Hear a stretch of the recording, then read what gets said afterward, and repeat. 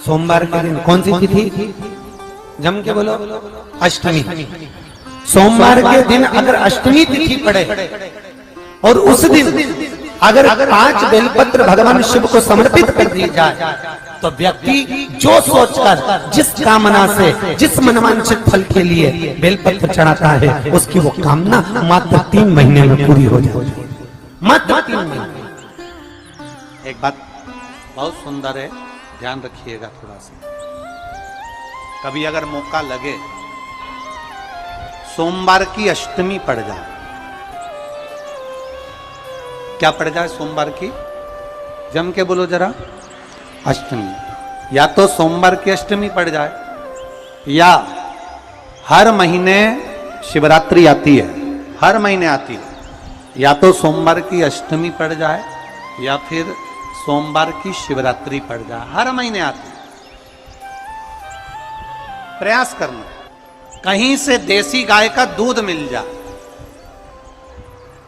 थोड़ा सा दूध देसी गाय का मिल जाए, थोड़ा सा दूध देसी गाय का, थोड़ा सा दूध अगर प्राप्त हो जाए, बेलपत्री के पत्ते से दूध कटोरी में लेकर, मात्र बेलपत्री के पत्रे से एक एक बूंद अगर दूध, आप एक बूंद अगर ज्यादा ना मिला हो, 1 चम्मच भी अगर आपको दूध देसी गाय का मिल गया हो, और सोमवार की अष्टमी पड़ जाए या सोमवार की, जम के बोलो, शिवरात्रि पड़ जाए, उसमें केवल अगर देसी गाय का दूध मिल जाए, जर्सी गाय का नहीं हो, देसी गाय का अगर दूध मिल जाए, बेलपत्री के पत्ते से, तुम्हारे घर के अंदर अगर शिवलिंग है या मंदिर में शिवलिंग है या तुम्हारे नजदीक में कोई शिवलिंग है, उस पर बूंद बूंद, एक एक बूंद अगर शिवलिंग पर दूध समर्पित कर रहे हो, श्री शिवाय नमस्तुभ्यम, नमः शिवाय, या षडाक्षर मंत्र ओम नमः शिवाय, या 33 अक्षर का मंत्र महामृत्युंजय मंत्र, इसका स्मरण कर कर शिव जी पर देसी गाय का दूध समर्पित कर कर इस बेलपत्री को अशोक सुंदरी वाली जगह पर अगर आप समर्पित कर देते हैं, फिर आप जिस भी चीज के लिए अप्लाई करें, मेरा देवाधिदेव महादेव आपका हाथ पकड़कर खींचकर आगे बढ़ा ही दे। मेहनत करना,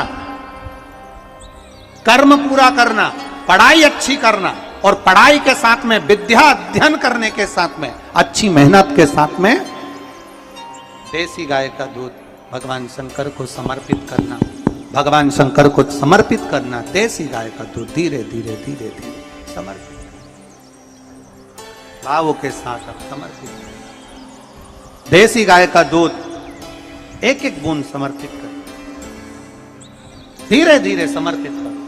और देसी गाय का दूध जब धीरे धीरे समर्पित करें, बड़े रास्ते से, आनंद से धीरे धीरे जब आप समर्पित करेंगे, बेलपत्री वही दूध में सनी हुई बेलपत्र अशोक सुंदरी वाली जगह पर, उस समय पर डंडी का भाग शिवलिंग की ओर नहीं होना चाहिए, उस समय पर डंडी का भाग जहां से पानी बहकर जाता है अशोक सुंदरी की ओर से, वहां पर होना चाहिए। कार्य में सफलता मिलती है। शिव तत्व को धारण। सोमवार की अष्टमी का मतलब आपको इंदौर की कथा में बताया था, जिस दिन शंकर और पार्वती के मिलन का दिवस हो, और केवल एक माता पार्वती के अकेले मिलन का नहीं, 64 योगनिया तक भगवान शंकर से मिलने के लिए आती है। पीला चंदन लगाना, कितना लगाना है? बीच वाला जो पत्ता है उस पर पीला चंदन। जब आपको लगे कि मेरा जीवन बहुत कष्टमय है, अब ये रोग, अब ये कष्ट दूर ही नहीं हो रहा, अब ये आए दिन तकलीफ पर तकलीफ बढ़ती जा रही है, आए दिन रोग, बीमारी, पैसा घर में बच नहीं रहा, बहुत कष्टमय जीवन है, इसमें लगाओ पीला चंदन बेलपत्री की बीज पत्ती पर। महाराज, और बीज पत्ती पर जब चंदन लग जाए, लगने के बाद में ये दोनों पत्ती पर लाल चंदन लगा लीजिए। इन दोनों पत्ती के बीच में जो डंडी का भाग होता है, आपको कहा था, आपको स्मरण में होगा शायद, हमने जब बेलपत्री की महत्वता बताई थी तो उस बेलपत्री की महत्वता में कहा था, ब्रह्मा विष्णु महेश ये 3 हैं, बोला था। बीच में ये बड़ी पत्ती से लेकर जो 2 पत्तियां होती हैं, इनके बीच में जो जगह बचती है, इसमें मां पार्वती के 64 योगनिया, मां पार्वती अपनी पूर्ण सिद्धि के साथ में जितनी भी देवी के स्वरूप हैं वो माता 64 योगनिया देवी के स्वरूप में यहां पर विराजमान होती हैं। 2 पत्ती के नीचे से जो डंडी होती है नीचे तक, ये पूरी डंडी में 33 कोटि देवी देवताओं विराजमान होते हैं इस पूरी डंडी के अंदर। तो ये बीच वाली पत्ती है, ये जो बीच वाली पत्ती का जो भाग होता है, इस पत्ती के भाग में शहद का प्रयोग कर कर, यहां पीला चंदन, लाल चंदन, शहद का प्रयोग कर कर इसी तरह से पकड़कर ये बेलपत्री की जो डंडी है वो अशोक सुंदरी पर जब आप समर्पित करें तो जहां से जल बहता है उस ओर पर इस पत्ती को चढ़ाकर केवल आपके हृदय की बात कहकर देवाधिदेव महादेव से कोई भी शिव जी का मंत्र, पंचाक्षर नमः शिवाय, षडाक्षर ओम नमः शिवाय, श्री शिवाय नमस्तुभ्यम या महामृत्युंजय मंत्र, जो शिव का मंत्र हो आपके पास में, उसको बोलते हुए देवाधिदेव महादेव को धीरे धीरे जल की धार चढ़ाना प्रारंभ करो।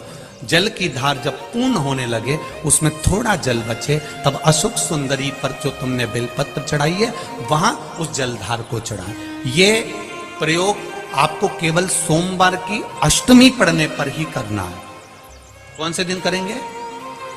जम के बोलिए जरा।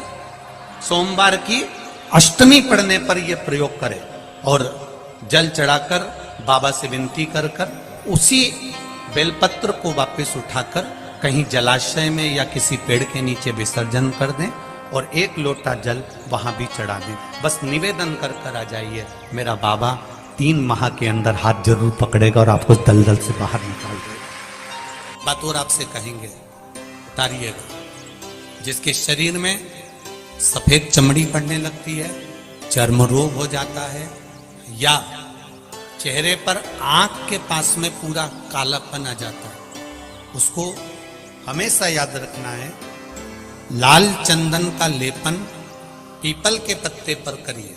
काय पर करना है? पीपल के पत्ते पर लाल चंदन का लेपन करिए। लेपन कर कर सोमवार की अष्टमी के दिन उसको लेपन कर कर वापिस निकाल कर शंकर भगवान पर उसका धीरे धीरे त्रिपुंड बनाकर लेपन करना प्रारंभ करिए। जब आप त्रिपुंड बनाकर लेपन करना प्रारंभ करें, उसके बाद उस चंदन को जो सोमवार की अष्टमी है तब निकाल कर लिया है और निकाल कर लाकर उसको डब्बी में रख लें। उस चंदन का प्रयोग चर्म रोग के स्थान पर थोड़ी थोड़ी मात्रा में करना प्रारंभ करें पानी के साथ मिलाकर, परंतु उस चंदन को केवल 6 से 7 दिन में प्रयोग करिएगा, ज्यादा नहीं। धीरे धीरे चमड़ी, परंतु उसको सोमवार की अष्टमी के दिन सिद्ध कर कर बनाना है, उसको सोमवार की अष्टमी के दिन चढ़ाना है। श्री शिवाय नमस्तुभ्यम या ओम नमः शिवाय या पंचाक्षर मंत्र या महामृत्युंजय मंत्र, जो आपको आता हो, शिव जी का जो नाम आपको याद हो उसको बोलकर चढ़ा, उसको लिया, फिर उसको अपने शरीर पर लगाना प्रारंभ करो। उसका फल आपको 15 दिन के अंदर धीरे धीरे धीरे धीरे प्राप्त होना प्रारंभ हो। लाल चंदन का प्रयोग शिव जी के लिए अवश्य। सोमवार के अष्टमी के दिन अशोक सुंदरी वाली जगह, सबको मालूम है ना अशोक सुंदरी की जगह, अशोक सुंदरी वाली जगह पर 7 हल्दी की बिंदी रख दी जाए।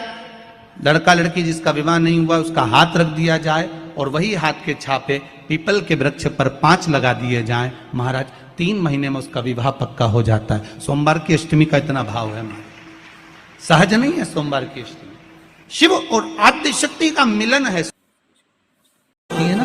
घर की जो माँ होती है, अगर गर्भ में बच्चा है, गर्भ में संतान है, और वो शिव जी पर अगर 1 लोटा पानी, जैसे शंकर जी पर जल चढ़ाया, थाली में सारे भगवान को निला लिया, गणेश जी, देवी जी, शंकर जी, सारे देवताओं को एक ही थाली में रखकर स्नान कराकर वो शंकर का चढ़ा हुआ जल जब चढ़ाया जाता है, तुलसी जी में ले जाकर लोग डाल देते हैं, उससे जो बच्चा जन्म लेता है उस बच्चे की पत्रिका में काल दोष आ जाता है।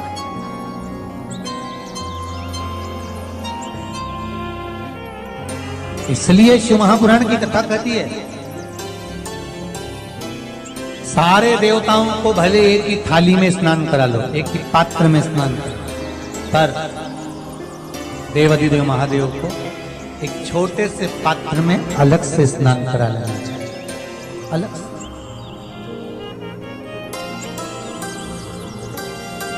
और उस पात्र का जल शिव जी को समर्पित करा हुआ जल तुलसी जी में नहीं डालना।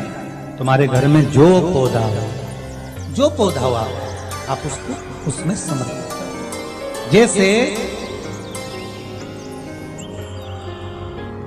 बेलपत्री चढ़ाने के बाद जल चढ़ाना या जल चढ़ाकर बेलपत्र चढ़ाना। एक पत्र है, बड़ा सुंदर है, छोटा सा भाव, प्रश्न अच्छा है, आप सबके हित का।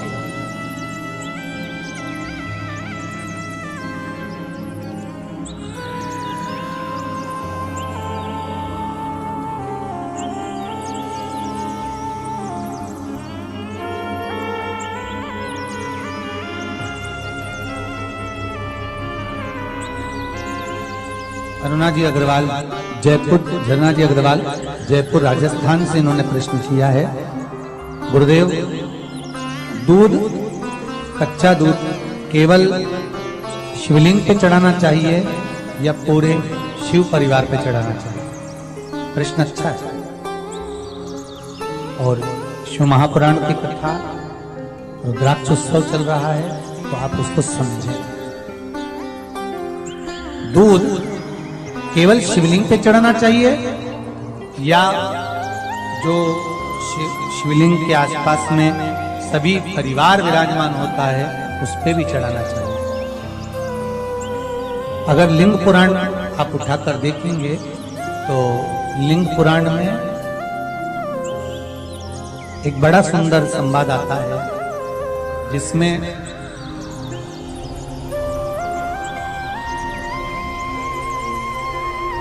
पीले कलर के शिवलिंग का वर्णन है। सफेद, लाल, पीला और काला, ये शिवलिंग का आपको पहले वर्णन करा। ब्राह्मण सफेद मट्टी का शिवलिंग बनाता है, वैश्य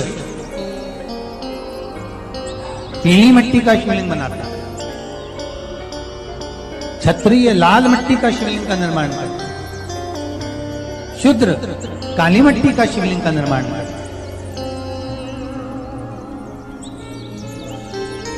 काली मिट्टी की शिवलिंग का निर्माण करता है। ये जो वर्णन किया गया है कि उसमें लिंग पुराण के अंतर्गत एक पीले शिवलिंग का वर्णन आता है कि पीला जो शिवलिंग होता है उस शिवलिंग का भाव कितना सुंदर बताया गया है। उसमें व्याख्यान वर्णन में आप अगर पढ़ेंगे देखेंगे लिंग पुराण के अंतर्गत तो उसमें आता है कि दूध जब आप देव अधिदेव महादेव के शिवलिंग पर समर्पित करते हो तो शिव महापुराण की कथा कहती है, लिंग पुराण कथा कहती है, नर्मदा पुराण, स्कंद पुराण, पद्म पुराण, अग्नि पुराण, सारी पुराणे वर्णन करती है, वराह पुराण, ब्रह्मवेत्ता पुराण, ये जितनी पुराणे सब वर्णन करती है कि जब शिवलिंग पर हम दूध चढ़ाते हैं तो केवल शंकर भगवान के शिवलिंग पर दूध चढ़ा देने से संपूर्ण परिवार पर दूध चढ़ जाता है। अलग से हमें कहीं चढ़ाने की जरूरत नहीं, अलग से हमें कहीं दूध ले जाकर चढ़ाने की जरूरत नहीं कि हमें गणेश जी को अलग से चढ़ाना पड़ेगा, देवी जी को अलग से चढ़ाना पड़ेगा, कार्तिकेय जी को अलग से चढ़ाना पड़ेगा या नंदी को अलग से चढ़ाना पड़ेगा। तो जो प्रश्न करा है झरना जी अग्रवाल जी ने, जयपुर राजस्थान से हैं, सुंदर प्रश्न करा है। और ये आपको ज्ञात होना चाहिए कि शंकर भगवान पर चढ़ाया गया थोड़ा सा भी दूध जल जो हम भगवान शिव को समर्पित कर रहे हैं वो केवल शिव के लिए नहीं रहता, केवल भगवान शंकर के लिए नहीं है, वो स्वयं 33 कोटि देवताओं को समर्पित हो जाए, स्वयं 33 कोटि देवताओं को।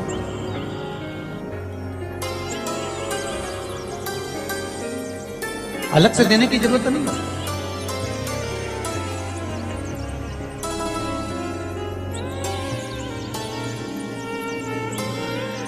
महाराज एक लोटा पानी,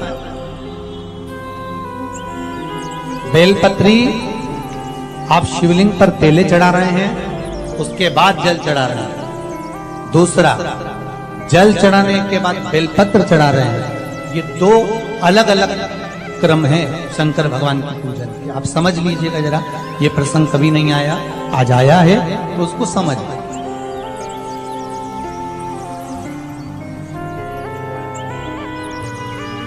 पहले बेलपत्र उसके बाद में जल जो चढ़ाया जाता है ये रोग मुक्ति के लिए चढ़ाया जाता है। काय के लिए चढ़ाते हैं अपन?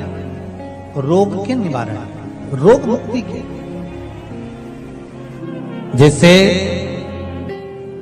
कोरोना महामारी के अंतर्गत अपन सबने स्मरण किया ऑनलाइन शिव महापुराण में कि एक वर्णन किया था कि अगर ज्यादा स्वास्थ्य गड़बड़ हो रहा है तो एक लोटा दूध था और एक लोटा पानी बेलपत्र रखकर फिर चढ़ाने का उस समय पर वर्णन किया था। आप लोगों ने, कई लोगों ने उसको किया भी और उसका लाभ आपको मिला।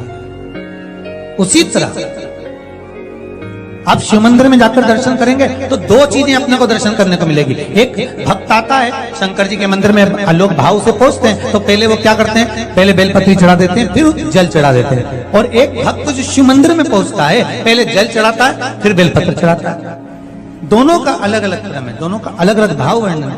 पहला, अगर बेलपत्र चढ़ाया है और उसके बाद अगर शंकर भगवान पे जल चढ़ा रहे हो तो ये रोग मुक्ति के लिए होता है। जैसे बड़े रोग किसी को हो जाए, रोग किसी को घेर ले तो वो बेलपत्री चढ़ाने के बाद फिर जल चढ़ाएगा तो उसको रोग थम जाएगा और फिर वो रोग आगे नहीं बढ़ेगा, आगे नहीं बढ़ेगा। रोगों को थामने के लिए बेलपत्री पहले फिर जल।